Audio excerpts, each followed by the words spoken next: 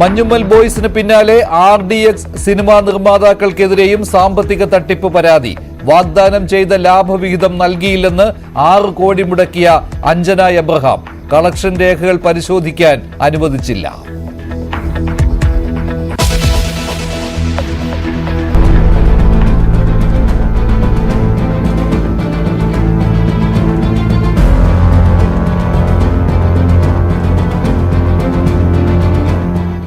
Munnar gap റോഡിൽ വീണ്ടും അപകടകരമായ അഭ്യാസ പ്രകടനം. തെലങ്കാന സ്വദേശികളുടെ വാഹനം മോട്ടോർ വാഹന വകുപ്പ് പിടിച്ചെടുത്തു. ഡ്രൈവറുടെ ലൈസൻസ് സസ്പെൻഡ് ചെയ്യും.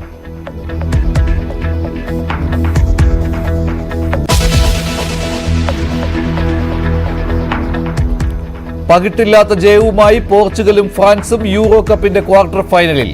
റൊണാൾഡോ പെനാൽറ്റി പാഴാക്കി. സ്ലൊവേനിയയെ പോർച്ചുഗൽ മറികടന്നത് ഷൂട്ടൌട്ടിൽ. ബെൽജിയത്തിനെതിരെ ഓൺ ഗോളിൽ ഫ്രാൻസ് ക്വാർട്ടറിൽ.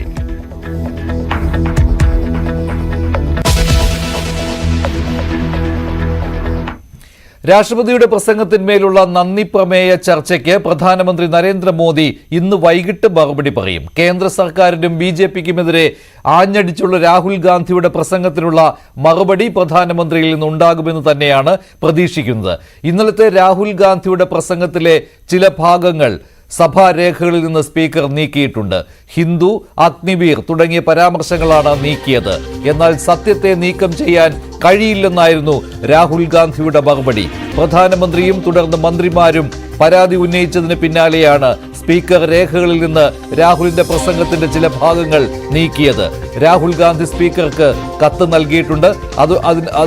അതോടൊപ്പം തന്നെയാണ് ഇന്ന് NDA പാർലമെന്ററി പാർട്ടി യോഗത്തിൽ രാഹുൽ പെരുമാറുന്നത് പോലെ പെരുമാറരുത് ലോക്സഭയിലെന്ന് മോദി നിർദ്ദേശം നൽകിയത്. ആദ്യം രാഹുൽ ഗാന്ധിയുടെ പ്രതികരണത്തിലേക്ക്. मोदी जी की दुनिया में सच्चाई एक्सपंज हो सकती है, मगर रियलिटी में सच्चाई एक्सपंज नहीं हो सकती है. जो मैंने कहा था, जो मैंने कहना था, मैंने कह दिया. वो सच्चाई है और एक्सपंज करें, जितना करना है करें. सच्चाई सच्चाई होती है. धन्यवाद. കൂടുതൽ വിവരങ്ങൾ നൽകാൻ ER രാഗേഷ് ചേരുകയാണ്. രാഗേഷ്, ഇന്ന് പ്രധാനമന്ത്രി നരേന്ദ്രമോദി എന്ത് പറയും എന്നുള്ള ആകാംക്ഷ നിലനിൽക്കുകയാണല്ലോ.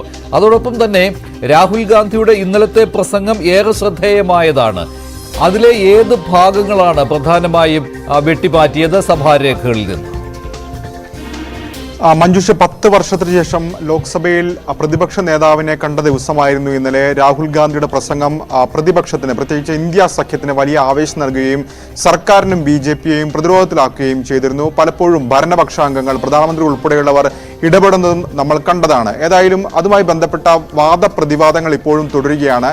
രാഹുൽ ഗാന്ധി ഇന്നലെ പ്രസംഗത്തിൽ ചില പരാമർശങ്ങൾ നടത്തിയിരുന്നു. അത് ഒന്ന്, ഹിന്ദുക്കൾ എന്ന് സ്വയം പറഞ്ഞു നടക്കുന്നവർ 24 മണിക്കൂറും വിദ്വേഷ പ്രവർത്തനങ്ങളിൽ ഏർപ്പെടുന്നു എന്ന് പറഞ്ഞിരുന്നു രാഹുൽ ഗാന്ധി. അതാണിപ്പോൾ സഭാരേഖകൾ നീക്കിയിരിക്കുന്നത്. അതായത് ഇന്നലെ തന്നെ ഇതിനെ ചോദ്യം ചെയ്തിരുന്നു BJP അംഗങ്ങൾ. പ്രധാനമന്ത്രി അടക്കമുള്ളവർ വ്യക്തമാക്കിയത് ഹിന്ദുക്കളെ അക്രമകാരികളെന്ന് വരുത്തി തീർക്കാൻ ശ്രമം നടക്കുന്നു എന്നായിരുന്നു ആരോപിച്ചത്. അതിന് രാഹുൽ നൽകിയ മറുപടി BJPക്കും ഒപ്പം തന്നെ RSSനും ഹിന്ദുക്കളുടെ മൊത്തം അവകാശമില്ല എന്ന മറുപടി രാഹുൽ നൽകിയിരുന്നു. ഏതായാലും സഭാരേഖകളിൽ നിന്ന് നീക്കം ചെയ്തിരിക്കുകയാണ് ഇപ്പോൾ ആ പരാമർശം. ഇതിൽ വലിയ പ്രതിഷേധം ഏതായാലും രാഹുൽ ഗാന്ധിക്കുണ്ട്, ഇന്ത്യ സഖ്യത്തിനുണ്ട്. മറ്റൊന്ന്, അഗ്നിവീറുകളുമായി ബന്ധപ്പെട്ട പരാമർശമായിരുന്നു. അതായത് അഗ്നിവീറുകൾ ഇത്തരത്തിൽ കൊല്ലപ്പെടുമ്പോൾ, അവർ വീരമൃത്യു വരിക്കുമ്പോൾ അവർക്ക് ധനസഹായം ഒന്നും നൽകുന്നില്ല എന്ന വിമർശം രാഹുൽ ഗാന്ധി നടത്തി. അത് ഇന്നലെ തന്നെ രാജ്നാഥ് സിംഗ് ചോദ്യം ചെയ്തതാണ്. 1 കോടി രൂപ നഷ്ടപരിഹാരം നൽകുന്നുണ്ട്. അപ്പോൾ രാഹുലിന്റെ പരാമർശങ്ങൾ സഭയെ തെറ്റിദ്ധരിപ്പിക്കുന്നതാണെന്ന വിമർശനമായിരുന്നു രാജ്നാഥ് സിംഗ് ഉന്നയിച്ചത്. അക്കാര്യവും സഭാരേഖകൾ നീക്കിയിരിക്കുകയാണ്. മറ്റൊന്ന്, നീറ്റ് പരീക്ഷയുമായി ബന്ധപ്പെട്ട് കോട്ട കേന്ദ്രീകരിച്ചുകൊണ്ടുള്ള നീറ്റ് പരീക്ഷകൾ കേന്ദ്രം നടത്തുന്നതടക്കമുള്ള പരാമർശങ്ങൾ രാഹുൽ ഗാന്ധി നടത്തിയിരുന്നു. അതും സഭാരേഖകൾ നീക്കിയിട്ടുണ്ട്. ഇന്ന് രാവിലെ ഏതായാലും സഭാ സമ്മേളനം നടക്കുന്നതിന് തൊട്ടു മുമ്പ് രാഹുൽ ഗാന്ധി മാധ്യമങ്ങളോട് പ്രതികരിച്ചപ്പോൾ എന്ത് വേണമെങ്കിൽ, താൻ പറഞ്ഞതിലെ ഏത് വാക്കുകൾ വേണമെങ്കിൽ നീക്കട്ടെ, പക്ഷേ പറഞ്ഞ കാര്യം സത്യമാണ്, അതിൽ ഉറച്ചു നിൽക്കും എന്ന് രാഹുൽ ഗാന്ധി പറഞ്ഞിരുന്നു. ഏതായാലും അതിനുശേഷം ഇപ്പോൾ രാഹുൽ ഗാന്ധി സ്പീക്കർക്ക് രേഖാമൂലം ഈ വിഷയത്തിൽ പരാതി നൽകിയിരിക്കുകയാണ്. അതായത് തന്റെ പരാമർശങ്ങൾ നീക്കം ചെയ്തത് ഞെട്ടൽ ഉളവാക്കി എന്നാണ് ഇപ്പോൾ രാഹുൽ ഗാന്ധി പ്രതികരിച്ചിരിക്കുന്നത്. മാത്രവുമല്ല, ഇത്തരം നീക്കങ്ങൾ, അതായത് ലോക്സഭാ സെക്രട്ടേറിയറ്റിന്റെയും ലോക്സഭാ സ്പീക്കറുടെയും നടപടി പാർലമെന്ററി ജനാധിപത്യ തത്വങ്ങൾക്ക് വിരുദ്ധമാണെന്ന് കൂടി രാഹുൽ ഗാന്ധി ഇപ്പോൾ ചൂണ്ടിക്കാണിച്ചിരിക്കുന്നു. ഇന്ന് വൈകിട്ടാണല്ലോ പ്രധാനമന്ത്രി നരേന്ദ്രമോദിയുടെ മറുപടി പ്രസംഗം വരുന്നത്. ഇന്ന് രാവിലെ NDA പാർലമെന്ററി പാർട്ടി യോഗത്തിൽ പ്രധാനമന്ത്രി ചില നിർദ്ദേശങ്ങൾ MP-മാർക്ക് നൽകിയിട്ടുണ്ടല്ലോ. അതിൽ ഏറ്റവും പ്രധാനപ്പെട്ടത് രാഹുൽ ഗാന്ധിയെ പോലെ സഭയിൽ പെരുമാറരുത് എന്നുള്ളതാണല്ലോ. അത് പ്രധാനപ്പെട്ട കാര്യമാണല്ലോ. എന്താണ് തന്റെ പ്രസംഗത്തിൽ ഉണ്ടാകാൻ പോകുന്നത് രാഹുൽ ഗാന്ധിക്കെതിരെ എന്നതിന്റെ ഒരു സൂചന കൂടിയാവുകയാണല്ലോ ഇത്. കീഴ്വഴക്കങ്ങൾ ലംഘിക്കരുത് എന്നല്ലേ പ്രധാനമന്ത്രി ഉദ്ദേശിച്ചിരിക്കുന്നത്, രാഹുലിനെ പോലെ പെരുമാറരുത് എന്ന് നിർദ്ദേശം നൽകുമ്പോൾ?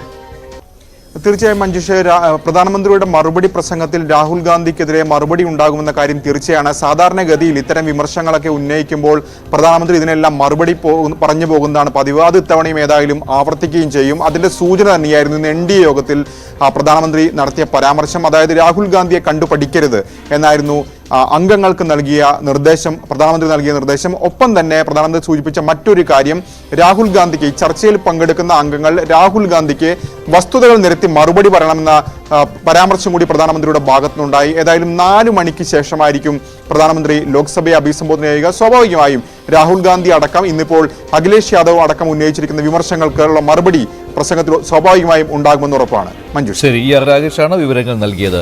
വി മുരളീധരൻ ഈ വിഷയത്തിൽ പ്രതികരിച്ചു. ഇന്ന് ഹിന്ദു പരാമർശങ്ങൾ പിൻവലിച്ച് രാഹുൽ ഗാന്ധി മാപ്പ് പറയണം എന്നാണ് വി മുരളീധരൻ ആവശ്യപ്പെട്ടത്. അദ്ദേഹത്തിന്റെ പ്രതികരണത്തിലേക്ക്.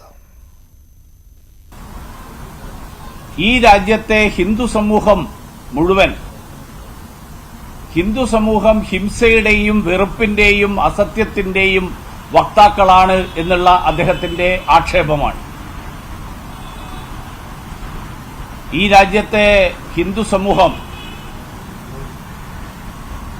നൂറ്റാണ്ടുകളായിട്ട് പിന്തുടരുന്ന പാരമ്പര്യം, ആ പാരമ്പര്യം സഹിഷ്ണുതയുടെ പാരമ്പര്യമാണ്. എല്ലാ ആശയങ്ങളെയും എല്ലാവരെയും സ്വീകരിക്കുന്ന സമീപനമാണ്. വസ്തുത ഇതായിരിക്കെ ഹിന്ദു സമൂഹം എന്ന് പറയുന്നത് അസത്യത്തിന്റെയും വെറുപ്പിന്റെയും ഹിംസയുടെയും വക്താക്കളാണ് എന്നുള്ള ആരോപണം ശ്രീമാൻ രാഹുൽ ഗാന്ധി പിൻവലിച്ച് ഈ രാജ്യത്തെ 100 കോടി ഹിന്ദു സമൂഹത്തോട് മാപ്പ് പറയണം എന്ന് ഭാരതീയ ജനതാ പാർട്ടി ആവശ്യപ്പെടുകയാണ്. കേരളത്തിൽ നിന്നുള്ള രാജ്യസഭയിലേക്ക് തെരഞ്ഞെടുക്കപ്പെട്ട 3 അംഗങ്ങളും സത്യപ്രതിജ്ഞ ചെയ്തു. ജോസ് കെ മാണി, PP സുനീർ, ഹാരിസ് ബീരാൻ എന്നിവരാണ് ചെയർമാൻ ജഗ്ദീപ് ധൻഖർ മുൻപാകെ സത്യപ്രതിജ്ഞ ചെയ്തത്. 2030 ജൂൺ 30 വരെയാണ് 3 പേരുടെയും കാലാവധി. I, Haris Biran, having been elected a member of the Council of the States, Jose K. Mani, having been elected a member of Council of States, do swear in the name of God. Thank you, sir. She's there in. PP Suneer ആയ ഞാൻ രാജ്യസഭയിലെ ഒരംഗമായി തിരഞ്ഞെടുക്കപ്പെട്ടിരിക്കുന്നതിനാൽ നിയമം വഴി നിലവിൽ വന്ന ഭാരതത്തിൻ്റെ ഭരണഘടനയോട് നിർവ്യാജമായ വിശ്വസ്തതയും കൂറും പുലർത്തുമെന്നും ഭാരതത്തിൻ്റെ പരമാധികാരവും അഖണ്ഡതയും ഉയർത്തിപ്പിടിക്കുമെന്നും ഞാൻ ഏറ്റെടുക്കുവാൻ പോകുന്ന കർത്തവ്യം വിശ്വസ്തയോടുകൂടി നിർവഹിക്കുമെന്നും ദൃഢപ്രതിജ്ഞ ചെയ്യുന്നു.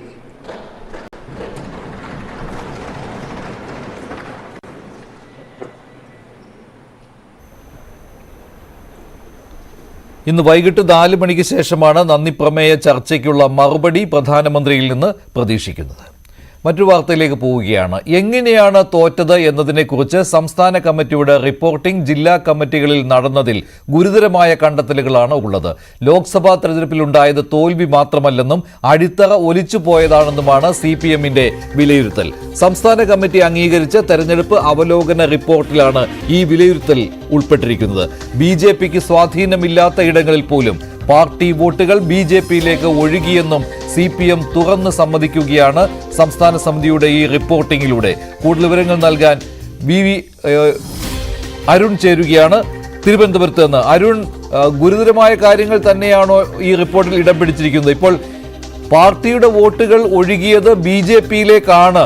ഇക്കാര്യം തുറന്ന് സമ്മതിക്കുകയാണോ ഈ റിപ്പോർട്ടിങ്ങിൽ CPM ചെയ്തിരിക്കുന്നത്? തീർച്ചയായിട്ടും അതുതന്നെയാണ്. CPM വളരെ ഗൗരവതരമായ ഒരു കണ്ടെത്തലായാണ് അത് ഈ റിപ്പോർട്ടിൽ അവതരിപ്പിച്ചിരിക്കുന്നത്. കാരണം വെറുമൊരു സാങ്കേതികതയുടെ പേരിലുള്ള തോൽവി മാത്രമല്ല ലോക്സഭാ തെരഞ്ഞെടുപ്പിൽ CPM-ന് ഇടതുമുന്നണിക്ക് കേരളത്തിലുണ്ടായത്. പ്രത്യേകിച്ചും പാർട്ടിയുടെ ശക്തി കേന്ദ്രങ്ങളിൽ പോലും വലിയ തിരിച്ചടി നേരിട്ടു. അത് BJP-യിലേക്കാണ് വോട്ടുകൾ പോയതെന്ന വിലയിരുത്തലാണ് CPM ഉള്ളത്. BJP-യിലേക്ക് പോകുമ്പോൾ അവരുടെ ഏത് തരത്തിൽ പ്രവർത്തന മികവ് കൊണ്ടോ അല്ലെങ്കിൽ അവരുടെ ക്യാമ്പയിനിന്റെ ഭാഗമായോ വോട്ട് പോയതല്ല, സ്വമേധയാ ആളുകൾ BJP-ക്ക് വോട്ട് ചെയ്യുകയായിരുന്നു. അത് CPM-ന്റെ ശക്തി കേന്ദ്രങ്ങളിൽ പ്രത്യേകിച്ചും BJP-ക്ക് ഒരു ബൂത്ത് ഏജന്റിനെ പോലും ഇരുത്താൻ കഴിയാത്തത്ര സംഘടനാ സ്വാധീനം ഇല്ലാത്ത മേഖലകളിൽ പോലും ആ ഒരു പ്രവണത കണ്ടു. ഇതാണ് CPM ഗൌരവത്തോടെ കാണുന്നത്. അത്തരത്തിൽ ഒട്ടും BJP പ്രയത്നിക്കാതെ BJP-യിലേക്ക് വോട്ടുകൾ പോകുന്നുവെങ്കിൽ അതിന്റെ കാരണം എന്തെന്ന് അന്വേഷിക്കണം, പരിശോധിക്കണമെന്നാണ് CPM-ന്റെ റിപ്പോർട്ടിൽ പറയുന്നത്. അതീവ ഗുരുതരമായ ഒരു കാര്യമായി CPM-നെ കാണുന്നു. പല CPM ശക്തി കേന്ദ്രങ്ങളിലും നിയമസഭാ മണ്ഡലങ്ങളിൽ പലതിലും ആ രീതിയിലുള്ള ഒരു പ്രവണത, ആ ഒരു പ്രതിഭാസം ഉണ്ടായിട്ടുണ്ട്. തിരുവനന്തപുരത്ത് നഗരസഭയിലടക്കം നഗരസഭാ ഭരണം പോലും നഷ്ടപ്പെടുന്ന അവസ്ഥയിലേക്ക് കാര്യങ്ങൾ പോകുമെന്ന ആശങ്ക തിരുവനന്തപുരം ജില്ലാ കമ്മിറ്റിയും മറ്റു വിഷയം ചർച്ച ചെയ്തപ്പോൾ ഉയർന്നു വരികയും ചെയ്തു. ചില നിയമസഭാ സീറ്റുകളിലും ഇടതുമുന്നണിയെ മറികടന്നുകൊണ്ട് CPM-നെ മറികടന്നുകൊണ്ട് BJP വലിയ മുന്നേറ്റം ഉണ്ടാക്കിയതും കാണാതിരുന്നുകൂടാ. അത് ഭാവിയിലും അത് തിരിച്ചടിയായേക്കാം. അതുകൊണ്ട് അത് മറികടക്കാനുള്ള നടപടികൾ വേണമെന്നാണ് പ്രധാനമായും CPM-ന്റെ റിപ്പോർട്ടിൽ പറയുന്നത്. വരും ദിവസങ്ങളിൽ ഇപ്പോൾ തന്നെ CPM-ന്റെ മേഖലാതല യോഗങ്ങൾ ചേരുകയാണ്. 2, 3, 4 രീതികളിലാണ് മേഖലാതല യോഗങ്ങൾ. അതിൽ ജനറൽ സെക്രട്ടറി സീതാറാം യെച്ചൂരി ഉൾപ്പെടെയുള്ളവർ പങ്കെടുക്കുന്നുണ്ട്. മേഖലാ യോഗങ്ങൾ, അതിനുശേഷം ബ്രാഞ്ച് തലം വരെയുള്ള റിപ്പോർട്ടിംഗ് ഉണ്ടാകും. അവിടെ നിന്നെല്ലാം ലഭിക്കുന്ന നിർദ്ദേശങ്ങൾ പരിഗണിച്ചുകൊണ്ടാകും CPM തെറ്റുതിരുത്തൽ രേഖ ഉണ്ടാക്കുക. മാത്രമല്ല സർക്കാരിന്റെ പ്രയോറിറ്റി നിശ്ചയിക്കുക. സർക്കാർ പദ്ധതികൾക്ക് കൃത്യമായൊരു മുൻഗണനാ ക്രമം വരും. ഇനിയുള്ള 2 വർഷം അത് വൻകിട വലിയ സാമ്പത്തിക ഭാരമുണ്ടാക്കുന്ന പദ്ധതികളാകില്ല. പകരം ജനക്ഷേമ പദ്ധതികൾ, ജനങ്ങൾക്ക് നേരിട്ട് അത് തങ്ങൾക്ക് ഗുണമുള്ള കാര്യമെന്ന് ബോധ്യം ഉണ്ടാക്കാൻ കഴിയുന്ന പദ്ധതികളിലേക്കാവും CPM പോവുക. അത്തരം ചർച്ചകളാണ് ഇപ്പോൾ നടക്കുന്നത്. മേഖലാ റിപ്പോർട്ടിംഗിന് ഇതുമായി ബന്ധപ്പെട്ട പ്രധാനപ്പെട്ട നിർദ്ദേശങ്ങൾ ഉയർന്നു വരും. ഏതായാലും വലിയ തിരിച്ചടി, ഒരു പാർട്ടിയുടെ അടിസ്ഥാനം തന്നെ ഇളക്കിക്കൊണ്ടുള്ള ഒരു വോട്ട് ചോർച്ചയാണ് പല മേഖലകളിലും ഉണ്ടായിരിക്കുന്ന തിരിച്ചറിവാണ് CPM-നുള്ളത്. ശരി അരുൺ, എന്തായാലും അടിത്തറ ഇളക്കുന്ന തോൽവിയാണ് എന്ന വിലയിരുത്തലാണ് CPM നടത്തിയിരിക്കുന്നത്. അത് പരസ്യമായി സമ്മതിച്ചില്ല എങ്കിൽ പോലും ജില്ലാ കമ്മിറ്റികളിലെ സംസ്ഥാന സമിതിയുടെ കണ്ടെത്തലുകളുടെ റിപ്പോർട്ടിംഗിലാണ് ഇത്തരത്തിലുള്ള പരാമർശങ്ങൾ ഇടം പിടിച്ചിരിക്കുന്നത്. പാർട്ടിയുടെ വോട്ടുകൾ ഒഴുകിയത് BJP-യിലേക്കാണ് എന്ന കണ്ടെത്തലും പാർട്ടി നടത്തിയിട്ടുണ്ട്. മേഖലാ റിപ്പോർട്ടിംഗ് തുടങ്ങിയിട്ടുണ്ട്. നടപടികളുടെ ഭാഗമായുള്ള CPM-ന്റെ മേഖലാ റിപ്പോർട്ടിംഗ് ആദ്യ യോഗം നടക്കുന്നത് കണ്ണൂരിലാണ്. പോളിറ്റ് ബ്യൂറോ അംഗം പ്രകാശ് കാരാട്ട്, MV ഗോവിന്ദൻ മാസ്റ്റർ തുടങ്ങിയവർ മേഖലാ റിപ്പോർട്ടിംഗിൽ പങ്കെടുക്കുന്നുണ്ട്. നയനാർ അക്കാദമിയിൽ നടക്കുന്ന യോഗത്തിൽ കണ്ണൂർ, കാസർഗോഡ് ജില്ലകളിൽ നിന്നുള്ള ലോക്കൽ സെക്രട്ടറിമാർ മുതലുള്ള നേതാക്കളാണ് പങ്കെടുക്കുന്നത്. കഴിഞ്ഞ ദിവസമാണ് തിരുവനന്തപുരം ജില്ലാ കമ്മിറ്റിയിൽ ഗുരുതരമായ ചില പരാമർശങ്ങൾ ഉണ്ടായത്.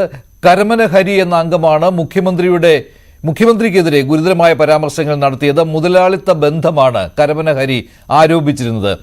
കരമന ഹരി ഇപ്പോൾ CPM വിട്ടേക്കും എന്ന രീതിയിലുള്ള വാർത്തകളും വരുന്നുണ്ട്. പാർട്ടിയുടെ നടപടി ഉറപ്പായതോടെയാണ് ഹരി പുതിയ നീക്കം നടത്തുന്നത്. ഹരിയോട് വിശദീകരണം ചോദിച്ചിരുന്നു. ജില്ലാ കമ്മിറ്റിയിൽ തന്നെ സംസ്ഥാന സെക്രട്ടേറിയറ്റ് അംഗമായ M. സ്വരാജ് ലോക്സഭാ തെരഞ്ഞെടുപ്പിന്റെ മണ്ഡലം കമ്മിറ്റി യോഗത്തിനിടെ സംസ്ഥാന സെക്രട്ടറി MV ഗോവിന്ദനോട് മോശമായി പെരുമാറിയതിന് അന്വേഷണം നേരിടുന്ന ആൾ കൂടിയാണ് ഹരി. അതിനിടെയാണ് ജില്ലാ കമ്മിറ്റിയിൽ മുഖ്യമന്ത്രിക്ക് മുതലാളിമാരുമായി ചങ്ങാത്തമെന്ന ആരോപണവും ഉന്നയിച്ചത്. ഡിവൈഎഫ്ഐയുടെ മുൻ ജില്ലാ സെക്രട്ടറി കൂടിയായ കരമന ഹരി പതിറ്റാണ്ടുകളായി തിരുവനന്തപുരത്ത് CPM-ന്റെ പ്രധാന സംഘാടക മുഖമാണ്. പാർട്ടിയുടെയും സർക്കാരിന്റെയും പരിപാടികളിൽ നടത്തിപ്പുകാരന്റെ റോളിൽ നിറഞ്ഞു നിൽക്കുന്ന നേതാവ്. പാർട്ടിയുടെ പ്രധാന നേതാക്കന്മാരുമായി അടുത്ത ബന്ധവും ഇതിലൂടെ ഹരി നേടിയെടുത്തു. എന്നാൽ MV ഗോവിന്ദൻ സംസ്ഥാന സെക്രട്ടറിയായ ശേഷം ബന്ധം വഷളായി. വട്ടിയൂർക്കാവിലെ ഗുരുഗോപിനാഥ് നടന ഗ്രാമം വൈസ് ചെയർമാനായി നിയമിക്കപ്പെട്ടെങ്കിലും പാർട്ടി നിർദ്ദേശപ്രകാരം രാജിവെക്കാൻ നിർബന്ധിതനായി. ഇതും പാർട്ടിയുമായുള്ള ബന്ധം മോശമാക്കി. ഹരിക്കെതിരെ അനധികൃത സ്വത്ത് സമ്പാദനമടക്കം നിരവധി പരാതികൾ ലഭിച്ചതോടെയാണ് ഹരിക്കെതിരെ നടപടിയെടുക്കാൻ MV ഗോവിന്ദൻ തയ്യാറായതെന്നും സൂചനയുണ്ട്. ലോക്സഭാ തെരഞ്ഞെടുപ്പ് കാലത്ത് ഒരു യോഗത്തിൽ വെച്ച് MV ഗോവിന്ദനും ഹരിയുമായി തർക്കമുണ്ടായി.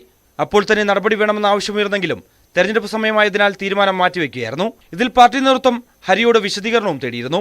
ഇതിനു പിന്നാലെയാണ് ജില്ലാ കമ്മിറ്റിയിൽ മുഖ്യമന്ത്രിക്കെതിരെ ഗുരുതരമായ ആരോപണങ്ങൾ ഹരി ഉന്നയിച്ചത്. ക്ലിഫ് ഹൌസിൽ മുതലാളിമാർ കയറിയിറങ്ങുന്നു എന്ന ആരോപണം ബോധപൂർവം പാർട്ടിയെയും മുഖ്യമന്ത്രിയെയും അവഹേളിക്കാൻ ലക്ഷ്യമിട്ടുള്ളതാണെന്ന വിലയിരുത്തലിലാണ് നേതൃത്വം. ഇതിലും പാർട്ടി നേതൃത്വം കരമന ഹരിയോട് വിശദീകരണം തേടിയേക്കും. പാർട്ടി സെക്രട്ടറിയുമായുള്ള തർക്കത്തിന്റെ പേരിൽ നടപടി ഉറപ്പായതിനാലാണ് ജില്ലാ കമ്മിറ്റിയിൽ ഹരി മുഖ്യമന്ത്രിക്കെതിരെ ആരോപണങ്ങൾ ഉന്നയിച്ചതെന്നാണ് സൂചന. നടപടിയെടുക്കും മുൻപേ ഹരി പാർട്ടി വിടാനും സാധ്യതയുണ്ട്. ന്യൂസ് 18 തിരുവനന്തപുരം. സംസ്ഥാന പോലീസ് മേധാവിക്കെതിരെ ആഭ്യന്തര വകുപ്പിന്റെ അന്വേഷണം തുടങ്ങിയിട്ടുണ്ട്. സ്പെഷ്യൽ ബ്രാഞ്ച് ഈ വിവാദത്തെക്കുറിച്ചുള്ള വിവരങ്ങൾ തേടിയിട്ടുമുണ്ട്. ഭൂമി ഇടപാടിൽ എതിരായിട്ട് കോടതി വിധി വന്നതോടുകൂടിയാണ് സംസ്ഥാന പോലീസ് മേധാവി ദർവേഷ് സാഹിബ് വിവാദത്തിൽപ്പെട്ടത്. ഈ സംഭവത്തിൽ ഇപ്പോൾ ചില ഒത്തുതീർപ്പുകൾക്കും ശ്രമം ആരംഭിച്ചിട്ടുണ്ട്. കൂടുതൽ വിവരങ്ങൾ നൽകുവാൻ വി വിനോദ് ചേരുകയാണ് തിരുവനന്തപുരത്ത് നിന്ന്. വിനോദ്, ഭൂമി ഇടപാടിൽ ഈ അഡ്വാൻസ് വാങ്ങിയ തുക തിരിച്ചു കൊടുത്താൽ പ്രശ്നം തീർക്കാവുന്നതാണ്, അത് കോടതി വിധിയിൽ തന്നെ പറഞ്ഞിട്ടുള്ളതാണ്. ഇത്തരത്തിലുള്ള ശ്രമമാണോ ഇപ്പോൾ നടക്കുന്നത്? അഡ്വാൻസും അതിന്റെ പലിശയും തിരികെ നൽകാം എന്ന് ഇപ്പോൾ പോലീസ് മേധാവി സമ്മതിച്ചിരിക്കുകയാണോ? മഞ്ജുഷ്, ഉമർ ഷെരീഫിൽ നിന്ന് പോലീസ് വിശദാംശങ്ങൾ തേടിയിട്ടുണ്ട്. കഴിഞ്ഞ ദിവസമാണ് സ്പെഷ്യൽ ബ്രാഞ്ചിലെ ഉദ്യോഗസ്ഥർ പരാതിക്കാരന്റെ അടുത്തെത്തുകയും ഈ രേഖകളെല്ലാം തന്നെ ശേഖരിക്കുകയും ചെയ്തത്. ഡിജിപിക്കെതിരെയുള്ള അന്വേഷണം അത് ആഭ്യന്തര വകുപ്പ് കഴിഞ്ഞ ദിവസം തന്നെ ആരംഭിച്ചിരുന്നു. കേന്ദ്ര ആഭ്യന്തര വകുപ്പും ഇക്കാര്യത്തിൽ അന്വേഷണം നടത്തും. ഈ റിപ്പോർട്ടിന്റെ കൂടി അടിസ്ഥാനത്തിലായിരിക്കും അവരുടെ അന്വേഷണം വരിക. അതിനിടയിൽ ഈ പ്രശ്നം തീർക്കുന്നതിന് വേണ്ടി തിരക്കിട്ടുള്ള ശ്രമങ്ങൾ നടക്കുന്നുണ്ട്. പരാതിക്കാരന് 30 ലക്ഷം രൂപ അത് അഡ്വാൻസായി വാങ്ങിയതാണ്. ഈ പണം തിരികെ നൽകി കേസ് അവസാനിപ്പിക്കാനുള്ള ഒരു നീക്കമാണ്. നേരത്തെ ജപ്തി നടപടി സബ് കോടതിയുടെ ഭാഗത്തു നിന്നുണ്ടായി. കോടതി ഉത്തരവിൽ തന്നെ ഈ ജപ്തിക്ക് ഉത്തരവിട്ടപ്പോൾ പറഞ്ഞത് പണം തിരികെ നൽകിയാൽ ഈ ഭൂമി തിരികെ ലഭിക്കുന്ന തരത്തിൽ ആ വ്യവസ്ഥയോടുകൂടിയാണ് ഈ വിധി വന്നത്. അതുകൊണ്ട് തന്നെ വളരെ പെട്ടെന്ന് ഈ 30 ലക്ഷം രൂപ പരാതിക്കാരന് നൽകി ഈ കേസ് ഒത്തുതീർപ്പാക്കാനുള്ള നടപടികളിലേക്കാണ് പോകുന്നത്. അവിടെയും ഡിജിപിയുടെ കുരുക്ക് അഴിയില്ല. കാരണം ഏതെങ്കിലും ഒരു പരാതി ഡിജിപിക്കെതിരെ വന്നാൽ, കാരണം ഇത് വഞ്ചനാ കുറ്റമാണ്, ആ തരത്തിൽ സാമ്പത്തിക തട്ടിപ്പിന് ശ്രമിച്ചു, ഡിജിപി തന്നെ പോലീസിന്റെ തലപ്പത്തുള്ള ഒരു ഉദ്യോഗസ്ഥൻ തന്നെ ശ്രമിച്ചു എന്ന ഒരു സാഹചര്യം, അതിൽ പരാതി ഉണ്ടായാൽ ആ നിലയ്ക്കുള്ള അന്വേഷണം, അതോടൊപ്പം തന്നെ 5 ലക്ഷം രൂപ ഡിജിപിയുടെ ഓഫീസിൽ വെച്ച് തന്നെ നേരിട്ട് കൈപ്പറ്റി ആ തരത്തിൽ ഈ തുക കൈപ്പറ്റാൻ നിയമപരമായി കഴിയില്ല. അതുകൊണ്ട് തന്നെ ആദായ നികുതി വകുപ്പിന്റെയോ മറ്റോ അന്വേഷണം വന്നു കഴിഞ്ഞാൽ സ്വാഭാവികമായും അത് ഡിജിപിക്ക് തിരിച്ചടിയാകും. പരാതികൾ ഈ കേസിൽ ഉയർന്നു വന്നു കഴിഞ്ഞാൽ സ്വാഭാവികമായും ഈ പണം കൊടുത്ത് ഒത്തുതീർപ്പിലേക്ക് പോകാനുള്ള ഒരു സാധ്യത, അതുകൊണ്ട് ഈ കേസ് അവസാനിക്കുന്ന ഒരു നിലയുണ്ടാകില്ല. മഞ്ജുഷ്, ശരി, വി വിനോദാണ് വിവരങ്ങൾ നൽകിയത്. എന്തായാലും ഒത്തുതീർപ്പിനുള്ള ശ്രമങ്ങൾ തുടങ്ങിയിട്ടുണ്ട്. സംസ്ഥാന പോലീസ് മേധാവിക്കെതിരെ ആഭ്യന്തര വകുപ്പിന്റെ അന്വേഷണവും നടക്കുന്നുണ്ട്. നേരത്തെ ഈ അഡ്വാൻസ് വാങ്ങിയ തുക തിരിച്ചു കൊടുക്കാത്തതിനാലാണ് രോഗലക്ഷണങ്ങളുമായാണ്, അമീബിക് മസ്തിഷ്ക ജ്വരത്തിന്റെ രോഗലക്ഷണങ്ങളുമായാണ് 2 കുട്ടികൾ ഇപ്പോൾ ചികിത്സയിലുള്ളത്. കൂടുതൽ വിവരങ്ങൾ MS അനീഷ് കുമാർ നൽകും കോഴിക്കോട് നിന്ന്. അനീഷ്, ആരോഗ്യമന്ത്രിയുടെ വിശദീകരണമാണ് കേട്ടത്. നേരത്തെയും ഉണ്ടായിരുന്നു ഇത്, ഈ രോഗത്തിനുള്ള ചികിത്സ അത് വളരെ പരിമിതമാണ്. ഇപ്പോൾ SOP തയ്യാറാക്കി വരികയാണ് ആരോഗ്യവകുപ്പ് ചെയ്യുന്നത്. നിലവിൽ കോഴിക്കോട് ജില്ലയിൽ എന്താണ് ഈ രോഗത്തിന്റെ ഒരു സ്ഥിതി? അതുപോലെ തന്നെ ഈ കുളങ്ങളിൽ കുളിച്ച വിദ്യാർത്ഥികൾക്കാണല്ലോ ഇങ്ങനെ അസുഖം ബാധിച്ചിരിക്കുന്നത്. അപ്പോൾ എന്ത് മുൻകരുതൽ ഇക്കാര്യത്തിൽ എടുക്കുന്നുണ്ട്?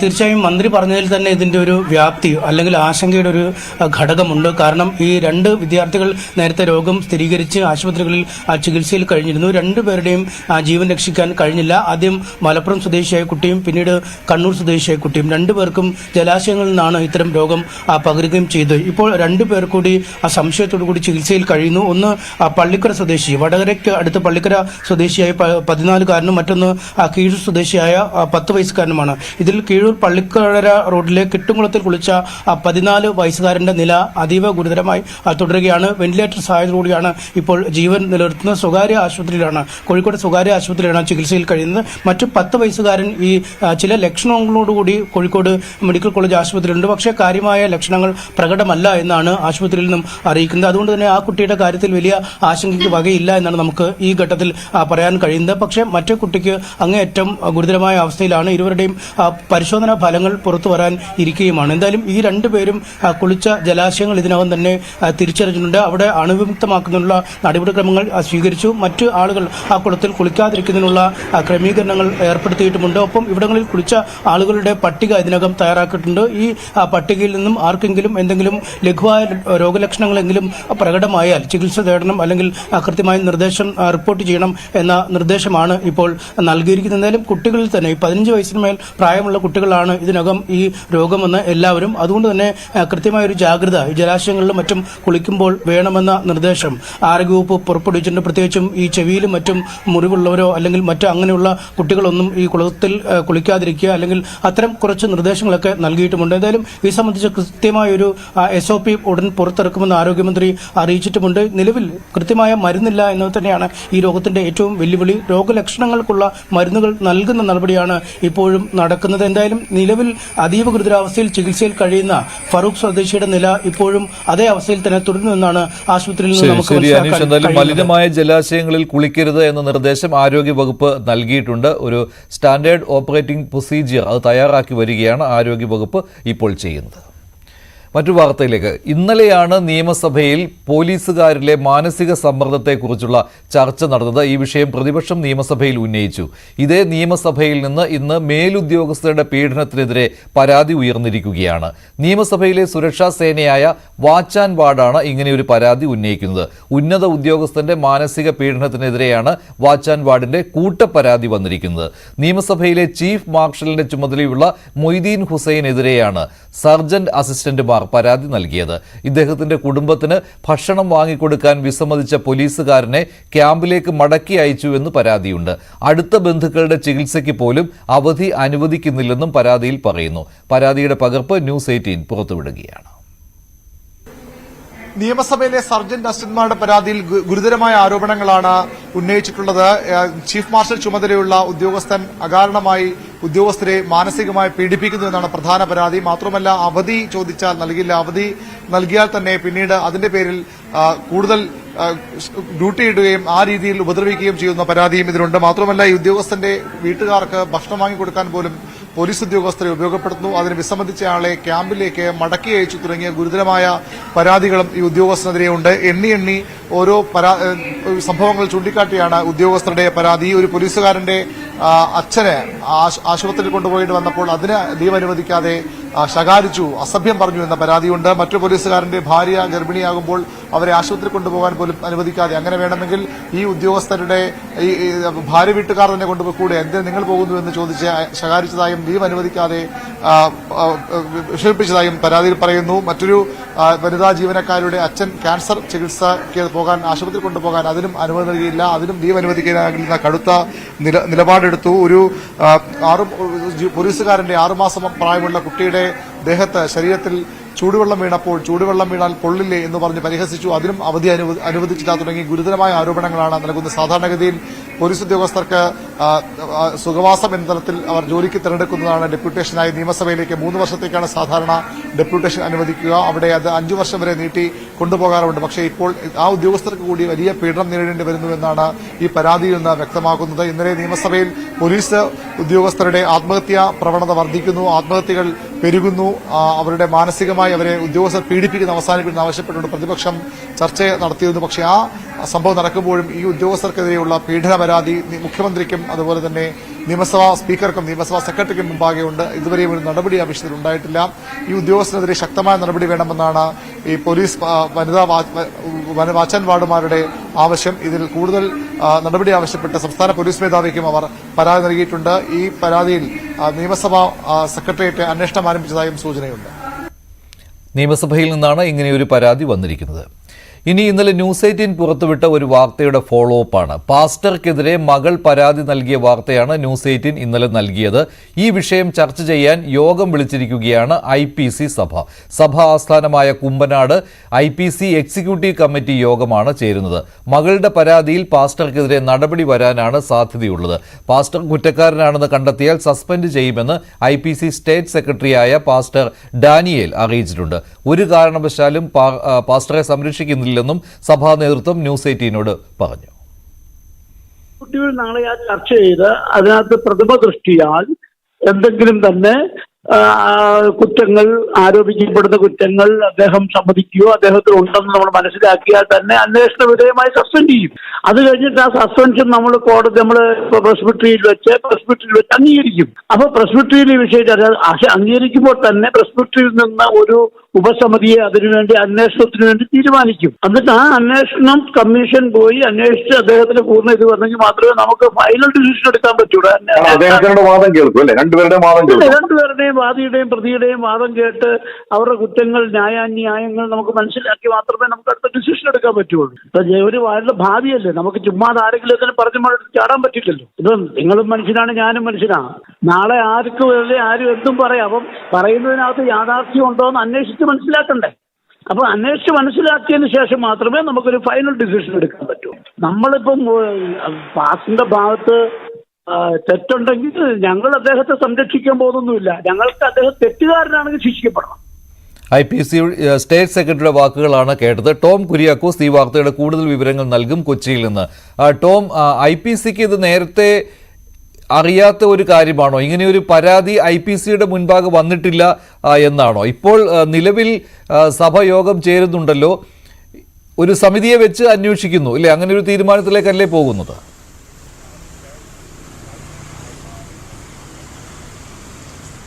മഞ്ജുഷ്, ഇന്നലെയാണ് ന്യൂസ് 18 ഇത് സംബന്ധിച്ചുള്ള ഈ IPCയിലെ ഒരു പാസ്റ്റർക്കെതിരായിട്ടുള്ള ഗുരുതരമായിട്ടുള്ള ആരോപണം നമ്മൾ ആ വാർത്ത പുറത്തുവിടുന്നത്. അതായത് സ്വന്തം മകൾ തന്നെയാണ് പിതാവിനെതിരെ, ഈ പാസ്റ്റർക്കെതിരെ പരാതിയുമായി രംഗത്തെത്തിയത്. 4 പ്രധാനപ്പെട്ട ആരോപണങ്ങളായിരുന്നു, പരാതിയാണ് ഈ യുവതി ഉന്നയിച്ചിരുന്നത്. ഒന്ന്, കഴിഞ്ഞ അതായത് 11 വയസ്സ് മുതൽ 17 വയസ്സ് വരെയും തന്നെ പിതാവ് ശാരീരികവും മാനസികവുമായി ഉപദ്രവിച്ചു. രണ്ടാമത്തേത്, 17ാമത്തെ വയസ്സിൽ പ്രായപൂർത്തിയാകും മുൻപ് തന്നെ മറ്റൊരു പാസ്റ്ററുമായി വിവാഹം കഴിപ്പിച്ചയച്ചു. മൂന്നാമത്തെ ആരോപണം, മറ്റ് നിരവധി പെൺകുട്ടികളെ, നിരവധി യുവതികളെ ഈ പാസ്റ്റർ ലൈംഗികമായി ചൂഷണം ചെയ്തിട്ടുണ്ട്. നാലാമത്തേത്, വിദേശത്തു നിന്നുള്ള ഫണ്ട് വലിയ രീതിയിൽ ഈ പാസ്റ്റർക്ക് വന്നിട്ടുണ്ട്. ഇത് പലയിടങ്ങളിലും ഭൂമി വാങ്ങി അങ്ങനെ നിക്ഷേപിച്ചിട്ടുണ്ട്. ഈ 4 ഗുരുതരമായ ആരോപണമായിരുന്നു ഈ യുവതി ഉന്നയിച്ചത്. ഇത് ചൂണ്ടിക്കാണിച്ചുകൊണ്ട് സഭാ നേതൃത്വത്തിന് ഈ IPCക്ക് ഈ യുവതി തന്നെ പരാതി നൽകിയതാണ്. അതായത് 2 ആഴ്ച മുൻപ് പരാതി നൽകിയതാണ്. പക്ഷേ ഇതുവരെയും യാതൊരു നടപടിയും സ്വീകരിച്ചില്ല. അങ്ങനെയാണ് ന്യൂസ് 18 ഈ യുവതി സമീപിക്കുന്നത്. നമ്മൾ ഇന്നലെ ഇത് സംബന്ധിച്ചുള്ള വാർത്ത പുറത്തുവിടുന്നു. അതിന്റെ അടിസ്ഥാനത്തിലാണ് ഈ IPC നേതൃത്വം ഇന്ന് അടിയന്തരമായി എക്സിക്യൂട്ടീവ് യോഗം ചേരാൻ തീരുമാനിച്ചത്. 10 മണിക്ക് യോഗം ആരംഭിച്ചിട്ടുണ്ട്. ഈ യുവതിയെയും യുവതിയുടെ ഭർത്താവിനെയും ഈ കുമ്പനാട്ടെ IPCയുടെ ആസ്ഥാനത്തേക്ക് വിളിച്ചു വരുത്തിയിട്ടുണ്ട്. വിശദമായ വാദങ്ങൾ കേൾക്കുന്നുണ്ട്. IPCയുടെ സെക്രട്ടറി, സ്റ്റേറ്റ് സെക്രട്ടറി പാസ്റ്റർ ഡാനിയലാണ് ഇത് സംബന്ധിച്ചുള്ള കാര്യങ്ങൾ നമ്മളോട് വിശദീകരിച്ചത്. അതായത് ഈ പാസ്റ്റർ, ആരോപണ വിധേയനായ പാസ്റ്റർക്കെതിരെ പാസ്റ്റർക്ക് ഏതെങ്കിലും രീതിയിലുള്ള ഈ കുറ്റങ്ങൾ ഉണ്ട് എന്ന് തെളിഞ്ഞു കഴിഞ്ഞാൽ, ഈ യുവതി ഉന്നയിച്ച ആരോപണങ്ങൾ ഉണ്ട്, അത് വസ്തുതയാണെന്ന് തെളിഞ്ഞു കഴിഞ്ഞാൽ പാസ്റ്റർക്കെതിരെ ശക്തമായ നടപടി സ്വീകരിക്കുമെന്ന് സ്റ്റേറ്റ് സെക്രട്ടറി പാസ്റ്റർ ഡാനിയൽ വ്യക്തമാക്കിയിട്ടുണ്ട്. ഇപ്പോൾ അന്വേഷണ വിധേയമായി അദ്ദേഹത്തെ സസ്പെൻഡ് ചെയ്തേക്കുമെന്ന സൂചനയുണ്ട്. ഇന്ന് വൈകുന്നേരത്തോടുകൂടി ഈ IPCയുടെ എക്സിക്യൂട്ടീവ് യോഗം സമാപിക്കും. അതിനുശേഷം ഇക്കാര്യത്തിൽ ഒരു അന്തിമമായ തീരുമാനം ഉണ്ടാകും. പിന്നീട് ഈ വിഷയത്തിൽ IPCയുടെ സഭാ കോടതി വിശദമായ വാദം കേൾക്കും. ഇരുഭാഗത്തിന്റെ വാദം കേട്ട ശേഷമായിരിക്കും കടുത്ത നടപടിയിലേക്ക് കടക്കുക. പക്ഷേ ഈ യുവതിയെ സംബന്ധിച്ച് അവർ നേരിട്ട ചൂഷണങ്ങൾ, അവർ എന്തുകൊണ്ടാണ് ഇപ്പോൾ അവർക്ക് 30 വയസ്സ് പിന്നിട്ടു, വർഷങ്ങൾക്ക് മുൻപ് നടന്ന ഈ സംഭവം ഇപ്പോൾ പരാതിയായി ഉന്നയിക്കാനുള്ള കാരണം കൂടി പരിശോധിക്കേണ്ടതാണ്. കാരണം നിരവധി യുവതികൾ ഈ പാസ്റ്ററുടെ, സ്വന്തം പിതാവിന്റെ ലൈംഗിക ചൂഷണത്തിന് ഇരയായിട്ടുണ്ട് എന്ന് ബോധ്യമായതിന്റെ അടിസ്ഥാനത്തിലാണ് ഈ വ്യക്തി, ഈ പാസ്റ്റർ ഈ വൈദിക ശുശ്രൂഷയ്ക്ക് യോഗ്യനല്ല എന്ന് ബോധ്യമായതിന്റെ അടിസ്ഥാനത്തിൽ പരാതിയുമായി സഭാ നേതൃത്വത്തെ സമീപിച്ചത്. പക്ഷെ അതിനുശേഷം യുവതിക്ക് നേരെ പിതാവിന്റെയും യുവതിയുടെ സഹോദരന്റെയും ഭീഷണി ഉണ്ടായിരുന്നു. ഇക്കാര്യങ്ങളടക്കം ചൂണ്ടിക്കാണിച്ചുകൊണ്ട് പോലീസിന് പരാതിപ്പെട്ടിട്ടുണ്ട്. ഏതായാലും IPC നേതൃത്വം പറയുന്നത് നിയമ നടപടിയിലേക്ക് അവർ കടക്കില്ല, പക്ഷെ സഭാതലത്തിൽ നടപടി ഉണ്ടാകും. പക്ഷേ ഇതിന്റെ അടിസ്ഥാനത്തിൽ യുവതി പോലീസിൽ പരാതിപ്പെട്ടിട്ടുണ്ട്. ഈ പാസ്റ്റർക്കെതിരെ നിയമ നടപടിയും വേണമെന്നാണ് യുവതിയുടെ ആവശ്യം. ശരി, ടോം കുര്യാക്കോസാണ് വിവരങ്ങൾ നൽകിയത്. AKG സെന്റർ ആക്രമണ കേസിൽ ഒളിവിലായിരുന്ന 2ാം പ്രതി ഡൽഹിയിൽ അറസ്റ്റിലായി. KPCC പ്രസിഡന്റ് K സുധാകരന്റെ അനുയായിയും യൂത്ത് കോൺഗ്രസ് നേതാവുമായ സുഹൈൽ ഷാജഹാനാണ് ഡൽഹി വിമാനത്താവളത്തിൽ നിന്ന് അറസ്റ്റിലായത്. സുഹൈലിനെ ഇന്ന് തന്നെ തിരുവനന്തപുരത്ത് എത്തിക്കും. AKG സെന്റർ ആക്രമണമുണ്ടായി 2 വർഷം തികയുന്ന വേളയിലാണ് ഇപ്പോൾ ഈ ഒരു സംഭവത്തിന്റെ മുഖ്യ ആസൂത്രകൻ എന്ന ക്രൈംബ്രാഞ്ച് തന്നെ പറയുന്ന സുഹൈൽ ഷാജഹാനെ പിടികൂടുന്നത്. ഇന്നലെ രാത്രി 12:30 അദ്ദേഹം ഡൽഹി എയർപോർട്ടിൽ എത്തുമ്പോഴായിരുന്നു ഇദ്ദേഹത്തെ പിടികൂടുന്നത്. നേരത്തെ തന്നെ ഈ വിദേശത്തേക്ക്, ഈ സംഭവം ഉണ്ടായതിനു ശേഷം വിദേശത്തേക്ക് ഈ സുഹൈൽ ഷാജഹാനും ഒപ്പം തന്നെ അദ്ദേഹത്തിന്റെ ഡ്രൈവർ സുധീഷും കടന്നു കളയുകയും ചെയ്തിരുന്നു. അപ്പോൾ തന്നെ ക്രൈംബ്രാഞ്ച് സംഘം ലുക്കൌട്ട് നോട്ടീസ് ഇറക്കുകയും ചെയ്തിരുന്നു. ഇതിന്റെ അടിസ്ഥാനത്തിലാണ് ഇന്നലെ രാത്രി 12:30 ഡൽഹി വിമാനത്താവളത്തിൽ വെച്ച് ഈ പ്രതിയെ പിടികൂടുകയും ചെയ്യുന്നത്. മുഖ്യ ആസൂത്രകനാണ്, ഈ കേസിലെ രണ്ടാം പ്രതിയാണ്. ഒപ്പം തന്നെ നമുക്കറിയാം വലിയ കോളിളക്കം സൃഷ്ടിച്ച ഒരു സംഭവം കൂടിയായിരുന്നു AK സെന്റർ ആക്രമണവുമായി ബന്ധപ്പെട്ട സംസ്ഥാനത്തുടനീളം ഉണ്ടായത്. കാരണം രാഹുൽ ഗാന്ധിയുടെ ഓഫീസ് ആക്രമിച്ചതുമായി ബന്ധപ്പെട്ടാണ് പിന്നീട് ഇത് ഇവിടെ ഇങ്ങ് തിരുവനന്തപുരത്ത് AK സെന്റർ ആസ്ഥാനത്തേക്കും യൂത്ത് കോൺഗ്രസിന്റെ നേതൃത്വത്തിൽ ഒരു ആക്രമണ ശ്രമം ഉണ്ടാകുന്നത്. പിന്നീട് 85 ദിവസങ്ങൾക്ക് ശേഷമാണ് ഇതിൽ പ്രധാന പ്രതിയെ പിടികൂടാൻ പോലീസിന് സാധിക്കുകയും ചെയ്ത ആറ്റിപ്ര മണ്ഡലം പ്രസിഡന്റ് കൂടിയായിട്ടുള്ള ജിതിനെ പിന്നീട് പിടികൂടുകയും ചെയ്തു. ഇതിന് സഹായിച്ച നവ്യയെയും പോലീസ് പിടികൂടുകയും ചെയ്തിരുന്നു. പക്ഷേ ഈ രണ്ട് പ്രതികളെ, അതായത് സ്കൂട്ടർ എത്തിച്ചു നൽകിയ സുഹേൽ ഷാജഹാന്റെ ഡ്രൈവർ സുധീഷിനെയും ഒപ്പം തന്നെ സുഹേൽ ഷാജഹാനെയും പിടികൂടാൻ അന്വേഷണ സംഘത്തിന് സാധിക്കുകയും ചെയ്യില്ലായിരുന്നു. അതിനെ തുടർന്ന് അന്വേഷണം പാതിവേലയ്ക്ക് നിലനിൽക്കാതെ പോകുന്ന ഒരു സ്ഥിതിവിശേഷം ഉണ്ടാവുകയും ചെയ്തു. തുടർന്ന് ആണ് ഇപ്പോൾ 2 വർഷത്തിനിപ്പുറം ഈ ഒരു പ്രതിയെ പിടികൂടാൻ സാധിക്കുകയും ചെയ്തിരിക്കുന്നത്. എന്തായാലും കൂടുതൽ ചോദ്യം ചെയ്യലിന് വേണ്ടി ഇന്ന് തന്നെ പ്രതിയെ നാട്ടിലേക്ക് കൊണ്ടുവരുന്നതിന് വേണ്ടി അന്വേഷണ സംഘം ഡൽഹിയിലേക്ക് തിരിച്ചിട്ടുണ്ട്. ഇന്ന് തന്നെ സുഹേൽ ഷാജഹാനെ തിരികെ തിരുവനന്തപുരത്തേക്ക് എത്തിക്കുമെന്നാണ് അറിയിച്ചിട്ടുള്ളത്. കൂടുതൽ ചോദ്യം ചെയ്യൽ നടത്തും. ഒപ്പം തന്നെ ഇത് ഏത് തരത്തിലായിരുന്നു, വേറെ ഏതെങ്കിലും നേതാക്കൾ ഇതുമായി ബന്ധപ്പെട്ട് ഇടപെട്ടിട്ടുണ്ടോ, ഗൂഢാലോചനയുടെ ഭാഗമായിട്ടുണ്ടോ തുടങ്ങിയ കാര്യങ്ങളൊക്കെ തന്നെ അന്വേഷണ സംഘം ചോദിച്ചറിയുകയും ചെയ്യും. എന്തായാലും കുറ്റപത്രം സമർപ്പിച്ചത് പോലും 1 വർഷത്തിന് ശേഷമായിരുന്നു. ഇതിനെതിരെ വലിയ ആക്ഷേപങ്ങളൊക്കെ തന്നെ പ്രതിപക്ഷം ഉന്നയിക്കുകയും ചെയ്തു. ഒരു കള്ളക്കേസാണ് എന്നുള്ള തരത്തിലുള്ള ഒരു പ്രതികരണമായിരുന്നു പ്രതികളുടെ ഭാഗത്തുനിന്നും ഉയർന്നു വന്നത്. എന്തായാലും കൂടുതൽ ആക്കം ഈ ഒരു കേസിന് കിട്ടുന്നു എന്നുള്ളത് തന്നെയാണ് ഈ ഒരു സുഹേൽ ഷാജഹാന്റെ അറസ്റ്റോടെ ഉണ്ടായിരിക്കുന്നത്. മഞ്ഞുമൽ ബോയ്സിന് പിന്നാലെ RDX എന്ന സിനിമയുടെ നിർമ്മാതാക്കൾക്കെതിരെയും സാമ്പത്തിക തട്ടിപ്പ് പരാതി വന്നിരിക്കുകയാണ്. വാഗ്ദാനം ചെയ്ത ലാഭവിഹിതം നൽകിയില്ലെന്നാണ് പരാതിയിൽ പറയുന്നത്. തൃപ്പൂണിത്തുറ സ്വദേശിനിയായ അഞ്ജന എബ്രഹാമാണ് ഇങ്ങനെയൊരു പരാതി നൽകിയത്. RDX സിനിമാ നിർമ്മാതാക്കളായ സോഫിയ പോൾ, ജെയിംസ് പോൾ എന്നിവർക്കെതിരെയാണ് പരാതി വന്നിരിക്കുന്നത്. സിനിമയ്ക്കായി 6 കോടി രൂപയാണ് നൽകിയത്. 30% ലാഭവിഹിതമായിരുന്നു വാഗ്ദാനം ചെയ്തത്.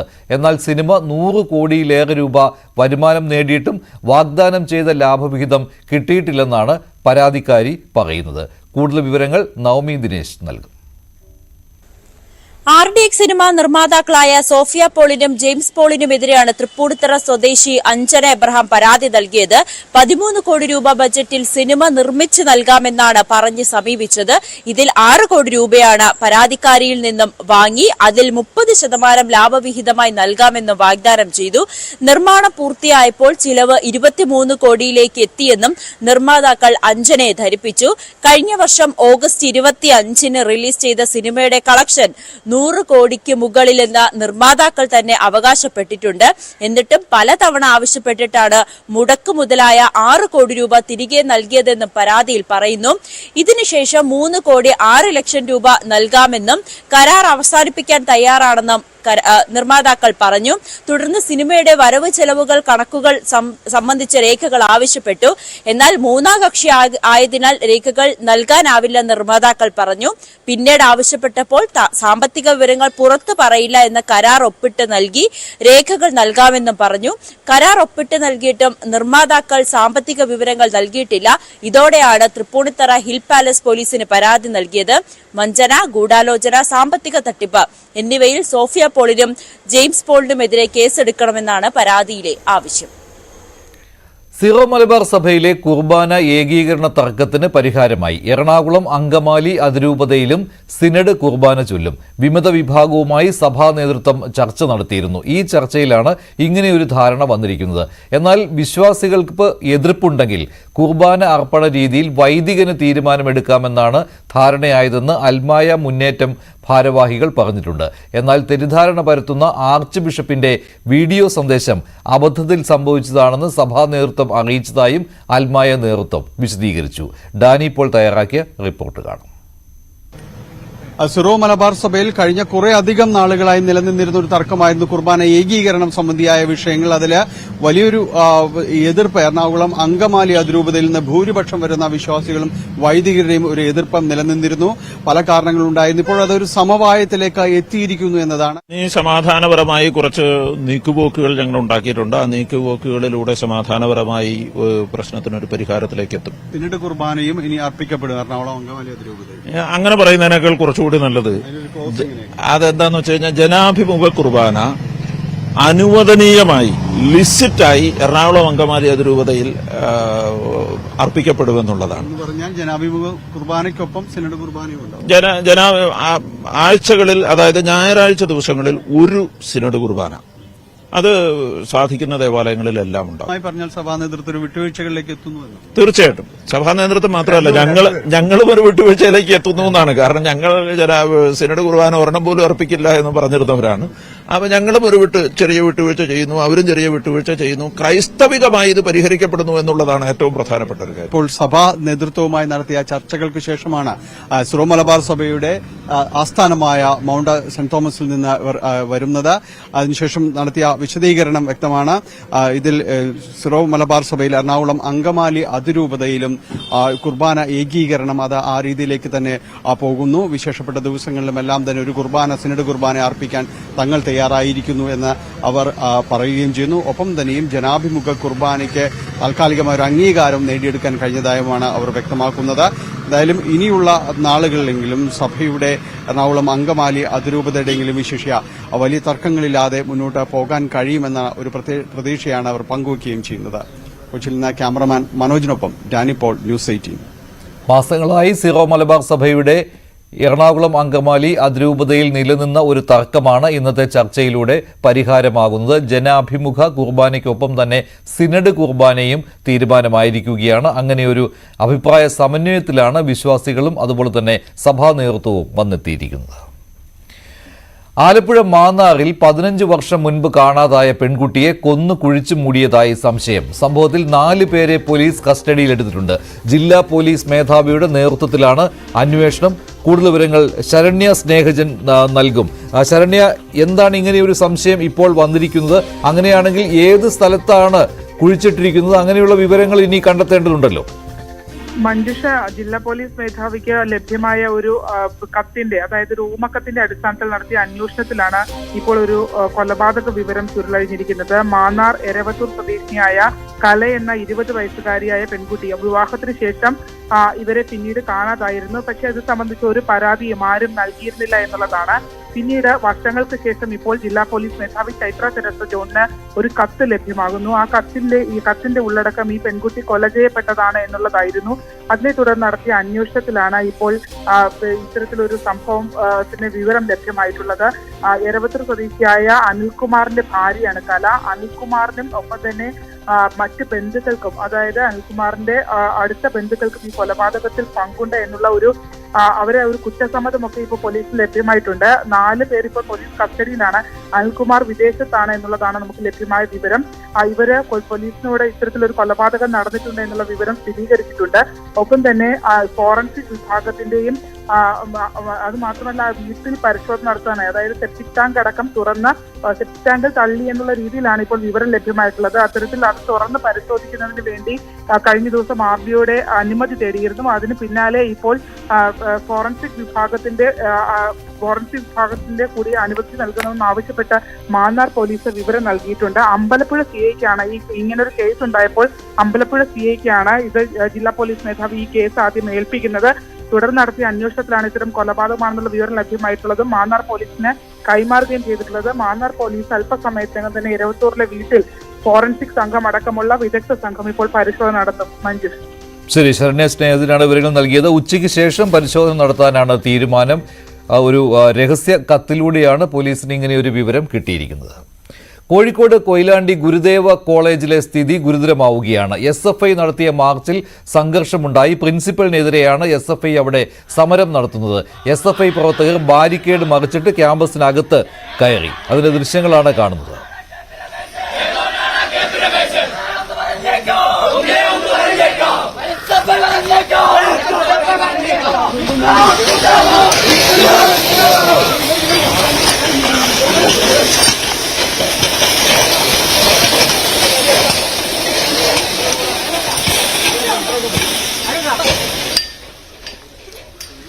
SFI ഏരിയ പ്രസിഡന്റിനെ പ്രിൻസിപ്പൽ മർദ്ദിച്ചുവെന്നാണ് SFIയുടെ ആരോപണം. അതേസമയം കോളേജ് പ്രിൻസിപ്പലായ സുനിൽ ഭാസ്കറിനെ SFI പ്രവർത്തകർ കഴിഞ്ഞ ദിവസം മർദ്ദിച്ചിരുന്നു. ഇക്കാര്യം സുനിൽ ഭാസ്കറും കോളേജ് പ്രിൻസിപ്പലിനും ഈ രീതിയിലുള്ള പരാതി കൊടുത്തിട്ടുമുണ്ട്. ക്യാമ്പസിൽ FIUGP പ്രോഗ്രാം തുടങ്ങുന്നതിന്റെ ഭാഗമായി ഹെൽപ്പ് ഡെസ്ക് സ്ഥാപിക്കണം എന്ന് SFI ആവശ്യപ്പെട്ടിരുന്നു. പക്ഷേ പ്രിൻസിപ്പലും സ്റ്റാഫ് അഡ്വൈസറും ഇക്കാര്യം സമ്മതിച്ചിരുന്നില്ല. ഇതേ തുടർന്നാണ് പ്രിൻസിപ്പലും SFIയും തമ്മിലുള്ള വഴക്കുണ്ടായത്. അങ്ങനെ തന്നെ മർദ്ദിച്ചുവെന്ന് സുനിൽ ഭാസ്കർ പ്രിൻസിപ്പലും പരാതി നൽകി. SFI നേതാവിനെ പ്രിൻസിപ്പൽ മർദ്ദിച്ചുവെന്ന് SFIയും പരാതി കൊടുത്തിട്ടുണ്ട്. അതേസമയത്ത് തന്നെയാണ് പ്രിൻസിപ്പലും സ്റ്റാഫ് അഡ്വൈസറും കോളേജിലേക്ക് കയറില്ല എന്ന രീതിയിലുള്ള ഭീഷണി SFIയുടെ ഭാഗത്തു നിന്നുണ്ടായത്. കോളേജ് ഓഫീസിലേക്ക് ഇരുവരും കയറിയാൽ ആംബുലൻസ് തയ്യാറാക്കി നിർത്തണമെന്ന് ഭീഷണിപ്പെടുത്തിയിരിക്കുകയാണ് ഏരിയ സെക്രട്ടറി നവതേജ്. പ്രിൻസിപ്പലിനെയും സ്റ്റാഫ് അഡ്വൈസറെയും പുറത്താക്കുന്നതുവരെ പ്രതിഷേധം തുടരുമെന്നും SFI പ്രവർത്തകർ പറഞ്ഞു. ഇന്നലെ ഈ സംഭവം നടന്നതു മുതൽ ഇവിടെയുള്ള 24, ഏഷ്യാനെറ്റും തുടങ്ങി മനോരമ ഉൾപ്പെടെയുള്ള മാധ്യമങ്ങൾ നിരന്തരമായി ഞങ്ങളെ ബന്ധപ്പെട്ടിട്ടുണ്ട്. ആ ബന്ധപ്പെടുന്ന സമയങ്ങളിലെല്ലാം ഇവിടെ നടന്നിട്ടുള്ളത് SFI പ്രവർത്തകർ നടത്തിയിട്ടുള്ള അക്രമമല്ല, SFIയുടെ ഏരിയ പ്രസിഡന്റിനെ ഈ നിലയിൽ ക്രൂരമായ മർദ്ദനമാണ് ഉണ്ടായിട്ടുള്ളത് എന്ന് പറഞ്ഞു വെച്ചിട്ടുണ്ട്. അതിൽ വിശ്വാസമില്ലാത്ത മാധ്യമ പ്രവർത്തകർ ഞങ്ങൾ മെഡിക്കൽ കോളേജിലേക്ക് വിളിച്ചു. മെഡിക്കൽ കോളേജിൽ വന്നിട്ടും ഞങ്ങളെ വിശ്വലെടുക്കുകയും അവന്റെ പരിക്ക് പരിശോധിക്കുകയും എല്ലാം ചെയ്തിട്ടുണ്ട്. ഇതെല്ലാം ചെയ്തിട്ട് കൂടി ഈ സത്യങ്ങളെല്ലാം മനസ്സിലാക്കിയിട്ട് കൂടി ഈ സമയം വരെ കേരളത്തിലെ ഈ മാധ്യമങ്ങളൊന്നും ഈ വസ്തുത പറയാൻ വേണ്ടി തയ്യാറായിട്ടില്ല എന്നുള്ളതാണ്. ഇതാണ് കേരളത്തിൽ നിലവിലുള്ള സാഹചര്യം. എവിടെ SFIയുമായി ബന്ധപ്പെട്ടുകൊണ്ട് ഒരു സംഘർഷമോ വിഷയമോ നടക്കുന്നോ അവിടെ SFIയുടെ ഓപ്പോസിറ്റ് സൈഡ് എന്താണോ ആ സൈഡ് മാത്രം എടുത്ത് പ്രചരിപ്പിക്കുന്ന പണിയെടുത്തുകൊണ്ടാണ് ഈ മാധ്യമങ്ങൾ മുന്നോട്ട് പോയിക്കൊണ്ടിരിക്കുന്നത്. അതിലെ അതൃപ്തി ഈ ഘട്ടത്തിൽ ആദ്യം തന്നെ സൂചിപ്പിച്ചു വെക്കാൻ വേണ്ടി ഞാൻ ആഗ്രഹിക്കുകയാണ്. ഇതുവരെ കൊടുത്തിട്ടില്ല, വസ്തുത പറയാൻ തയ്യാറാവുന്നില്ല. മുൻപും SNDP കോളേജ് സംഭവവുമായി ബന്ധപ്പെട്ടുകൊണ്ടും ഇതേ സമീപനമാണ് മാതൃഭൂമിയിലെ റിപ്പോർട്ടർ ഉൾപ്പെടെയുള്ള ആളുകൾ സ്വീകരിച്ചോ മുന്നോട്ട് പോകുന്ന നിലയുണ്ടായിട്ടുള്ളത്. കോഴിക്കോട് കൊയിലാണ്ടി ഗുരുദേവ കോളേജിലാണ് SFIയും പ്രിൻസിപ്പാളും തമ്മിലുള്ള ഈ തർക്കം തുടരുന്നത്. നീറ്റ് നെറ്റ് പരീക്ഷാ ക്രമക്കേടിൽ കൊച്ചിയിലും കോഴിക്കോട്ടും DYFIയുടെ മാർച്ചിൽ സംഘർഷമുണ്ടായി. റിസർവ് ബാങ്ക് ഓഫീസിലേക്കായിരുന്നു മാർച്ച് നടന്നത്. മാർച്ച് പോലീസ് ബാരിക്കേഡ് വെച്ച് തടയുകയായിരുന്നു. ബാരിക്കേഡ് തകർത്ത് ഉള്ളിലേക്ക് പ്രവേശിക്കാൻ ശ്രമിച്ച പ്രവർത്തകർക്ക് നേരെ ജലപീരങ്കി പ്രയോഗിച്ചു.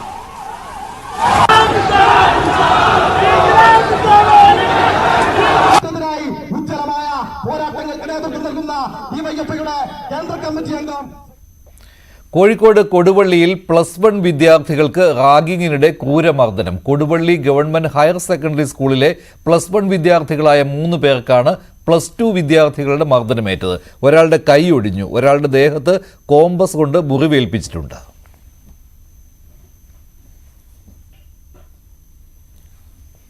ഇന്ന് അഭിമന്യു രക്തസാക്ഷി ദിനമാണ്. എറണാകുളം മഹാരാജാസ് കോളേജിൽ SFI പ്രവർത്തകനായിരുന്ന അഭിമന്യു കൊല്ലപ്പെട്ടിട്ട് 6 വർഷമായി. 2018 ജൂലൈ 2-നായിരുന്നു ക്യാമ്പസ് ഫ്രണ്ട് പ്രവർത്തകർ അഭിമന്യുവിനെ കുത്തിവീഴ്ത്തിയത്.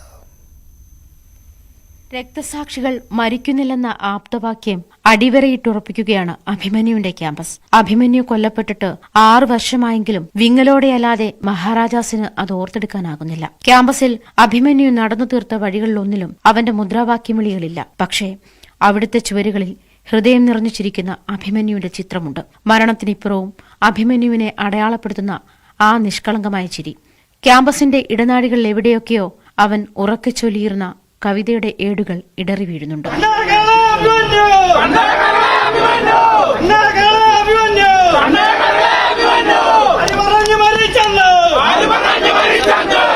SDPIയുടെയും ക്യാമ്പസ് ഫ്രണ്ടിന്റെയും പോപ്പുലർ ഫ്രണ്ടിന്റെയും പ്രവർത്തകർ ഉൾപ്പെടുന്ന 16-അംഗ സംഘമാണ് അഭിമന്യുവിനെ കൊലപ്പെടുത്തിയത്.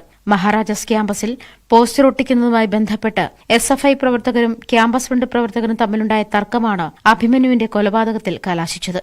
20 വയസ്സിൽ ജീവൻ പൊലിയുമ്പോഴും അഭിമന്യു ബാക്കി വെച്ചുപോയ ലക്ഷ്യങ്ങളുടെ പിന്നാലെയാണ് സഹപാഠികൾ. ക്യാമ്പസിലെ തണൽ മരങ്ങൾക്ക് താഴെ കുട്ടിക്കൂട്ടങ്ങൾ അവനെ ഓർത്തു വിതുമ്പുമ്പോഴും ആ ഉൾക്കരുത്ത് ബാക്കിവെച്ച തീനാളം ഏറ്റെടുക്കാൻ അവരാരും മറക്കുന്നില്ല. എറണാകുളം മഹാരാജാസ് ഇപ്പോൾ അറിയപ്പെടുന്നത് അഭിമന്യുവിന്റെ കലാലയം എന്നാണ്. താൻ കൂടി ഉൾപ്പെട്ട പിന്നോക്ക സമുദായത്തെ വിദ്യ കൊണ്ട് കരുത്തു പകരുകയായിരുന്നു അഭിമന്യുവിന്റെ ലക്ഷ്യം. ഒപ്പമുള്ളവർ ആ ലക്ഷ്യം മറന്നുകളഞ്ഞില്ല. ഓർമ്മകളെ തീപിടിപ്പിക്കുകയാണ് കൊച്ചിയിലെ ഈ അഭിമന്യു സ്മാരകം. ന്യൂസ് 18 കൊച്ചി. സംസ്ഥാനത്ത് ഇന്ന് 2 ജില്ലകളിലാണ് യെല്ലോ അലർട്ട്. കണ്ണൂർ, കാസർഗോഡ് ജില്ലകളിലാണ് മുന്നറിയിപ്പ്. ജൂലൈ 6 വരെ വിവിധ ജില്ലകളിൽ യെല്ലോ അലർട്ട് തുടരും. ഒറ്റപ്പെട്ട ഇടങ്ങളിൽ മിതമായ മഴയ്ക്കും മണിക്കൂറിൽ 40 കിലോമീറ്റർ വേഗത്തിൽ വീശിയടിക്കുന്ന കാറ്റിനും സാധ്യതയുണ്ടെന്നാണ് കാലാവസ്ഥാ കേന്ദ്രത്തിന്റെ ഏറ്റവും പുതിയ മുന്നറിയിപ്പ് വന്നിരിക്കുന്നത്. വടക്കുകിഴക്കൻ സംസ്ഥാനങ്ങളിൽ കനത്ത നാശം വിതയ്ക്കുകയാണ് പ്രളയം. അസമിൽ മരണസംഖ്യ 45ആയി. സംസ്ഥാനത്തെ 19 ജില്ലകളിലാണ് പ്രളയം ബാധിച്ചത്. അരുണാചൽ പ്രദേശിൽ പലയിടങ്ങളും ഒറ്റപ്പെട്ട നിലയിലാണ്. വടക്കുകിഴക്കൻ സംസ്ഥാനങ്ങൾക്ക് പുറമെ ഉത്തരേന്ത്യൻ സംസ്ഥാനങ്ങളിലും മഴ മുന്നറിയിപ്പുണ്ട്.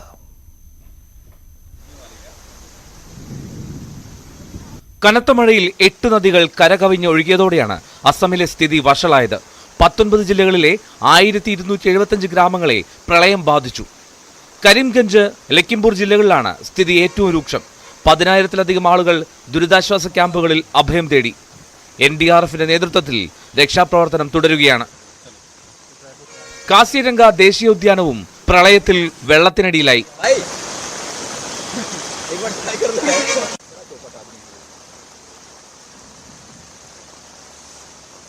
ദിബ്രുഗഡിൽ ബ്രഹ്മപുത്ര നദിയിൽ കുടുങ്ങിയ 13 മത്സ്യത്തൊഴിലാളികളെ വ്യോമസേന രക്ഷപ്പെടുത്തി.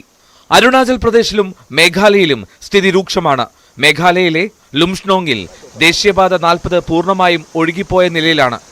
അസം, ത്രിപുര, മിസോറാം എന്നീ സംസ്ഥാനങ്ങളെ ബന്ധിപ്പിക്കുന്ന പാത തകർന്നതോടുകൂടി പ്രദേശം ഒറ്റപ്പെട്ട നിലയിലാണ്. അരുണാചൽ പ്രദേശിൽ വെള്ളപ്പൊക്കവും മണ്ണിടിച്ചിലും കനത്ത നാശം വിതച്ചു. വടക്കു കിഴക്കൻ സംസ്ഥാനങ്ങൾക്ക് പുറമെ ബീഹാർ, ഹിമാചൽ പ്രദേശ്, ഹരിയാന, ഡൽഹി, ഉത്തർപ്രദേശ് തുടങ്ങിയ സംസ്ഥാനങ്ങളിലും മഴ മുന്നറിയിപ്പുണ്ട്. അതിനിടെ മഹാരാഷ്ട്രയിലെ ലോണാവാലയിൽ ഒഴുക്കിൽപ്പെട്ട് കാണാതായ 5ാമത്തെ ആളുടെ മൃതദേഹവും കണ്ടെത്തി. 4 വയസ്സുകാരന്റെ മൃതദേഹമാണ് കണ്ടെത്തിയത്. National desk, news 18. Munnar gap റോഡിലും ബോഡിമെട്ട് റോഡിലും വീണ്ടും സാഹസിക യാത്ര. മൂന്നാർ സന്ദർശനത്തിനെത്തിയ തെലങ്കാന സ്വദേശികളായ യുവാക്കളാണ് ഗ്യാപ്പ് റോഡിൽ അപകടകരമായ രീതിയിൽ ഡ്രൈവിംഗ് നടത്തിയത്. ദൃശ്യങ്ങൾ പുറത്തു വന്നതിന് പിന്നാലെ മോട്ടോർ വാഹന വകുപ്പ് വാഹനം പിടികൂടി. ഡ്രൈവറുടെ ലൈസൻസ് റദ്ദ് ചെയ്യുമെന്ന് മോട്ടോർ വാഹന വകുപ്പ് പറയുന്നു. സാഹസിക യാത്ര തടയുന്നതിന് ബോധവൽക്കരണവും സൂചനാ ബോർഡുകളും സ്ഥാപിക്കുമെന്ന് മോട്ടോർ വാഹന വകുപ്പ് അറിയിച്ചു.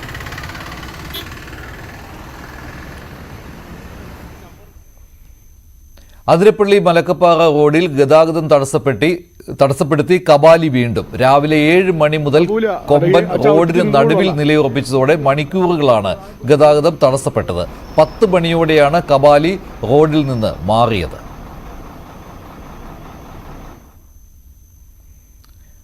കാസർഗോഡ് പാണത്തൂർ ടൗണിൽ ഭീതി വിതയ്ക്കുകയാണ് കാട്ടാനക്കൂട്ടം. പുലർച്ചെ 1 മണിയോടെയാണ് 7 കാട്ടാനകൾ ഇറങ്ങിയത്. വിവരമറിഞ്ഞെത്തിയ വനപാലകർ ആനക്കൂട്ടത്തെ തുരത്തുകയായിരുന്നു.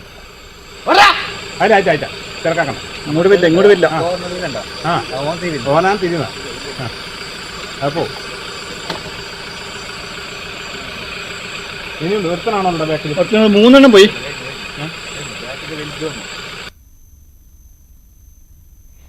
തൃശൂർ പൂങ്കുന്നം പ്ലാക്കാട്ട് പറമ്പിൽ ലെയിനിൽ പൊതുകുളത്തിന്റെ മതിൽ ഇടിഞ്ഞ് തൊട്ടടുത്ത വീടിന്റെ തറയും ഇടിഞ്ഞ് കുളത്തിലേക്ക് വീഴാറായി. വൈദ്യുത പോസ്റ്റുകളും മറിഞ്ഞു വീഴാറായ നിലയിലാണ്. പൈപ്പുകൾ പൊട്ടി വെള്ളം കുളത്തിലേക്ക് ഒഴുകുന്നുണ്ട്.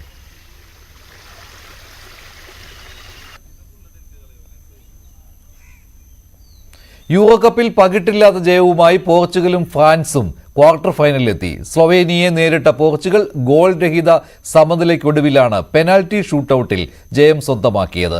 അധിക സമയത്ത് കിട്ടിയ പെനാൽറ്റി കിക്ക് പാഴാക്കിയ ക്രിസ്ത്യാനോ റൊണാൾഡോ തീർത്തും നിറം മങ്ങുകയായിരുന്നു.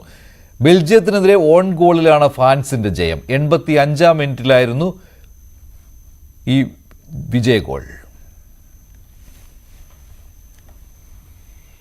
കിടപ്പ് രോഗികൾക്ക് സഹായവുമായി ശാന്തിഗിരി സിദ്ധ മെഡിക്കൽ കോളേജ് വിദ്യാർത്ഥികൾ. ഡോക്ടേഴ്സ് ദിനത്തിലാണ് പോത്തൻകോട് മാണിക്കൽ ശാന്തിഗിരി വാർഡിൽ കിടപ്പ് രോഗികൾക്ക് സഹായവുമായി ശാന്തിഗിരി സിദ്ധ മെഡിക്കൽ കോളേജ് വിദ്യാർത്ഥികൾ വന്നത്. ശാന്തിഗിരി LIG ക്വാർട്ടേഴ്സിൽ പക്ഷാഘാതം വന്ന് കിടപ്പിലായ 65 വയസ്സുകാരനായ സുഗതൻ, ആനന്ദപുരത്ത് പാർക്കിൻസൺസ് രോഗം കാരണം അവശനിലയിലായ 63 വയസ്സുള്ള അബ്ദുൾ കബീർ എന്നിവർക്ക് വീട്ടിലെത്തി വീൽ ചെയറുകളും പക്ഷാഘാതം ബാധിച്ച 62-കാരൻ കൃഷ്ണന് വാക്കറും നൽകി.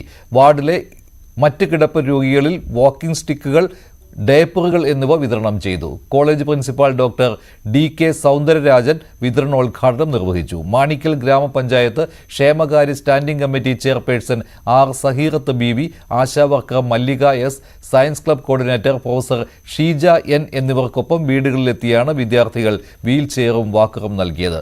സ്റ്റുഡൻസ് യൂണിയൻ ഭാരവാഹികളും 19ാം ബാച്ചിലെ BHMS വിദ്യാർത്ഥികളും ഒപ്പമുണ്ടായിരുന്നു. ഇക്കൊല്ലത്തെ കോളേജ് സ്റ്റുഡൻസ് യൂണിയൻ തെരഞ്ഞെടുപ്പിനോടനുബന്ധിച്ചുള്ള പ്രചാരണത്തിൽ പോസ്റ്റർ, ബാനർ എന്നിവയ്ക്കുള്ള തുക മാറ്റിവെച്ചായിരുന്നു വിദ്യാർത്ഥികൾ ഈ സഹായം നൽകുന്നതിനുള്ള പണം സ്വരൂപിച്ചത്. ഇനി സ്വർണം വെള്ളി നിരക്കുകൾ കൂടി നോക്കാം. കവിത ഗോൾഡ് ആൻഡ് ഡയമണ്ട്സ് ഇന്നത്തെ സ്വർണം വെള്ളി നിരക്കുകൾ നിങ്ങൾക്കായി സമർപ്പിക്കുന്നത് wedding collections from Kavitha gold and diamonds. സ്വർണം 22 ക്യാരറ്റ് ഗ്രാമിന് 6610, പവന് 52,880. 18 ക്യാരറ്റ് ഗ്രാമിന് 5515, പവന് 44,120. വെള്ളി ഗ്രാമിന് 94, കിലോയ്ക്ക് 94,000. കവിത ഗോൾഡ് ആൻഡ് ഡയമണ്ട്സ് ഇന്നത്തെ സ്വർണം വെള്ളി നിരക്കുകൾ നിങ്ങൾക്കായി സമർപ്പിക്കുന്നത് wedding collections from Kavitha gold and diamonds. ഇടവേളയ്ക്ക് ശേഷം സ്പോട്ട് ലൈവ് കാണാം. ടോം കുര്യാക്കോസ് ചേരും.